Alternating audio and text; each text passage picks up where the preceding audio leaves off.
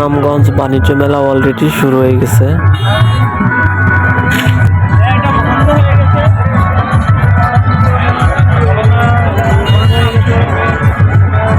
যারা যারা আসলে মেলাতে আসবেন অবশ্য 8 থেকে বিকাল থেকে আসবেন, কারণ হচ্ছে বিকালে 10টার পরে আবার মেলা বন্ধ হয়ে যায়। আর মেলার সৌন্দর্য হচ্ছে সন্ধ্যা 6টা থেকে রাত 9টা পর্যন্ত, এরপরে মানুষ কমে যায়। তাই আপনারা জলদি আসেন, চলে আসেন।